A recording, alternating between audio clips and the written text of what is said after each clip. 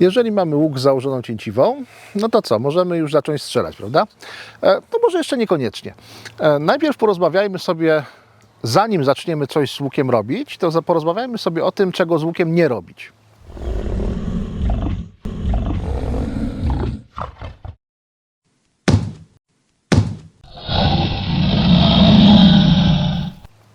Jest takich kilka prostych zasad, które pozwalają uniknąć uszkodzenia sprzętu.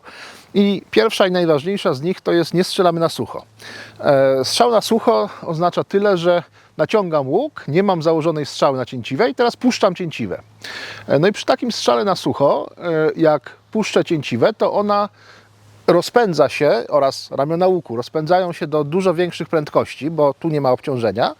To wszystko rozpędza się do dużo większych prędkości niż normalnie i potem dużo gwałtowniej się zatrzymuje. I przy tym zatrzymaniu coś może nie wytrzymać, czyli może się zerwać cięciwa, mogą się rozwarstwić ramiona, może się coś urwać, na przykład zaczep na końcu ramienia.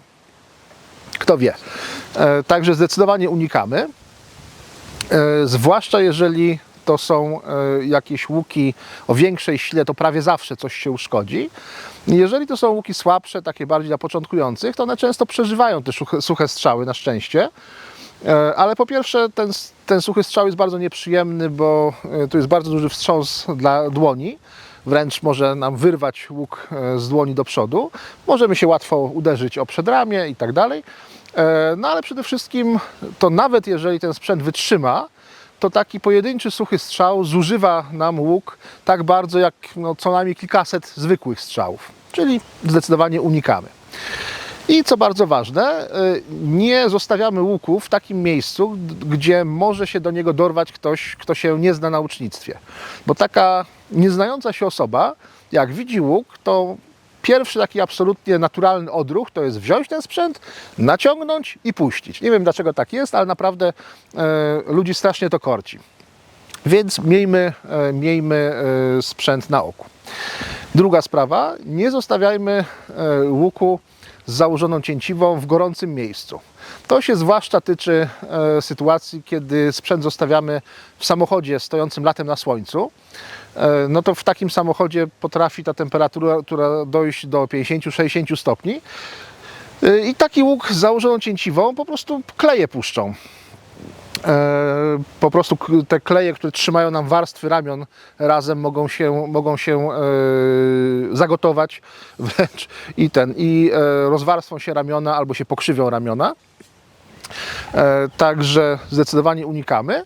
No i na wszelki wypadek, w zasadzie jeżeli zostawimy tak po prostu łuk na słońcu, no to pewnie to jest za mała temperatura, żeby coś mu się stało, ale na wszelki wypadek unikamy. I zwłaszcza unikamy takiej sytuacji, gdzie część łuku jest wystawiona na słońce, a drugie ramię jest w cieniu.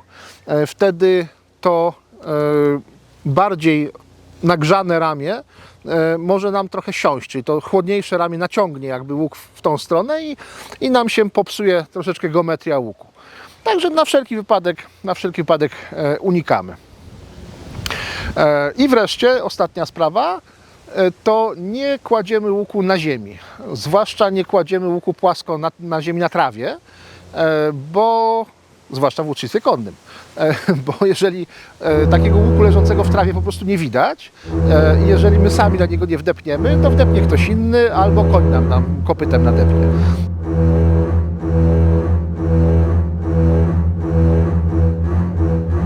Prędzej czy później na pewno ten łuk się w ten sposób uszkodzi. W związku z tym, jeżeli na chwilę mamy odłożyć łuk, to odkładamy go tam, gdzie mamy nad nim kontrolę, gdzie nikt się do niego nie dorwie. No i albo gdzieś opieramy o ścianę w cieniu, albo po prostu sobie wieszamy gdzieś na gałęzi, albo mamy specjalny stojak, wszystko jedno. W każdym razie, żeby łuk wisiał w cieniu i był nad ziemią. Uwzględnimy przy okazji, że słońce będzie się przesuwało, czyli jeżeli powieszę łuk tutaj, to za godzinę na przykład on może wisieć na słońcu, prawda? Pamiętajmy również o tym. Jeśli ktoś korzysta z takiego łubia, futerału na łuk, to w takie naprawdę upalne dni, bardzo upalne, też bym troszeczkę uważał, bo tutaj mamy część łuku wystającą na zewnątrz, część łuku schowaną do środka, one się znowu troszeczkę inaczej nagrzewają i w takie naprawdę duże upały może być z tym problem. Jeśli przerywamy strzelanie, no to ostatecznie możemy łuk oprzeć na chwilę o drzewo, o stojak, o ścianę. To nie jest najlepsza praktyka, bo po pierwsze dolne ramię trochę się będzie rysowało, koniec dolnego ramienia będzie się rysował od ziemi i brudził. I poza tym masa łuku troszeczkę naciska na to dolne ramię. To oczywiście jest o wiele ważniejsze w przypadku łuku na przykład sportowego, który waży tam 2 kg czy 2,5 kg. To oddziaływanie jest większe, te łuki ważą 300-400 gramów, więc to nie jest taki wielki problem. Na chwilę można taki łuk odstawić, no ale na pewno to jest lepsze niż położenie go płasko na ziemi, gdzie go nie widać. Ale jeżeli tylko można, to o wiele lepiej jest odwiesić łuk, na przykład w ten sposób zacięciwe, albo zacięciwe tak, albo za ramiona.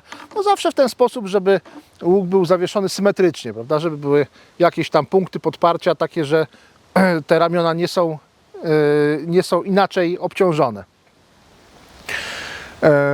Natomiast jeżeli przez dłuższy czas mamy skończyć strzelanie, przez dłuższy czas przechowywać łuk, to po pierwsze, tak jak żeśmy powiedzieli na samym początku, boimy się tego, że ktoś nam się do tego łuku dorwie i strzeli na sucho, więc lepiej zdjąć cięciwe, owinąć łuk najlepiej w jakiś pokrowiec, cięciwe owinąć wokół łuku albo jeszcze lepiej dać cięciwe w osobny pokrowiec specjalnie na cięciwe i w ten sposób zawieszony tak, że jest symetrycznie podparty, 2 punkty podparcia, ramiona się zwisają swobodnie. To jest takie najlepszy układ do tego, żeby łuk przechowywać przez dłuższy czas. Teoretycznie, jeżeli mamy pewność, że ten łuk zostawiamy w bezpiecznym miejscu, że nikt ani nie będzie wysokiej temperatury, ani nikt z niego na sucho nie strzeli, to w przypadku tych nowoczesnych łuków z włókien szklanych, znaczy z rdzeniem jakimś tam naturalnym, drewnianym, ale z pracującymi częściami z włókien szklanych albo z włókien węglowych, to te łuki tak naprawdę mogą leżeć z założoną cięciwą bardzo długo. Producenci tam robili wielokrotnie próby, gdzie łuk był z założoną cięciwą nawet kilka lat i nic mu się złego nie stało. No ale ciężko mieć jest całkowitą pewność, że ktoś się do tego łuku nie dobierze, albo że ktoś nie położy na nim coś ciężkiego, albo i tak dalej, i tak dalej, i tak dalej.